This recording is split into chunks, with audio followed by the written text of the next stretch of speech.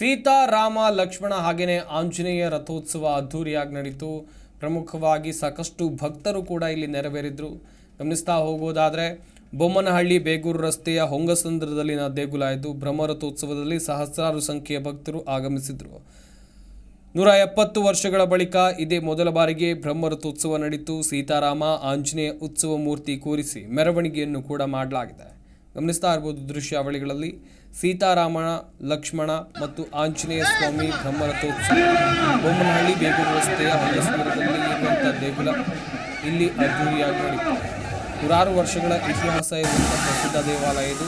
ಬೊಮ್ಮನಹಳ್ಳಿಯ ಬೇಗೂರು ರಸ್ತೆಯ ಹೊಂಗಸಂದ್ರದಲ್ಲಿನ ದೇವಾಲಯ.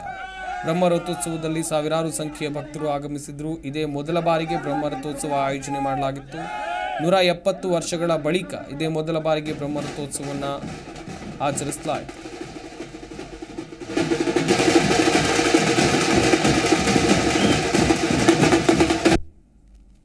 First time ಹೊಂಗಸಂದ್ರದಲ್ಲಿ ರಥೋತ್ಸವ ನಡೀತಾ ಇರೋದು.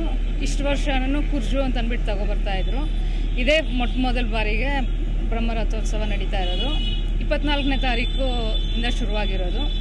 ಒಂದೊಂದು ದಿವಸನೂ ಒಂದೊಂದು ಕುಟುಂಬಸ್ಥರು ವಿಶೇಷವಾದ ಅಲಂಕಾರ, ವಿಶೇಷವಾದ ವಾಹನ ಉತ್ಸವಗಳಿಂದ ಮೆರವಣಿಗೆ ಎಲ್ಲ ಮಾಡ್ತಾ ಇದ್ದಾರೆ. ಆಮೇಲೆ ಇಡೀ ಕುಟುಂಬದ ಸದಸ್ಯರು ಎಲ್ಲರೂ ಗ್ರಾಮಸ್ಥರು ಸೇರಿಕೊಂಡು ಮಾಡ್ತಾ ಇರೋದು ಈ ಹೊಂಗಸಂದ್ರದಲ್ಲಿ ಬಹಳ ಸಂತೋಷ ಮತ್ತು ಸಡಗರದಿಂದ ಮಾಡ್ತಾ ಇದ್ದಾರೆ. ತುಂಬ ಖುಷಿ ಅನ್ನಿಸ್ತಾ ಇದೆ. ಜಿ ಕನ್ನಡ ನ್ಯೂಸ್ ಈಗ ನಿಮ್ಮ ಮನೆಯಲ್ಲೇ ನೋಡಿ. ಎಲ್ಲ ಕೇಬಲ್ಗಳಲ್ಲಿ ಈಗ ಲಭ್ಯ.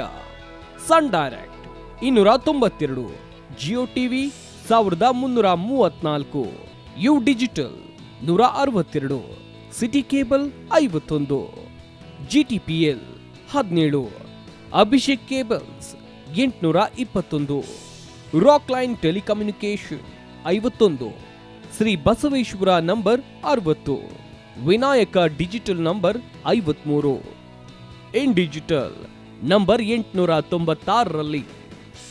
ನಿಮ್ಮಿಸ್ತದ ಜಿ ಕನ್ನಡ ನ್ಯೂಸ್ ನೋಡಿ ಆನಂದಿಸಿ.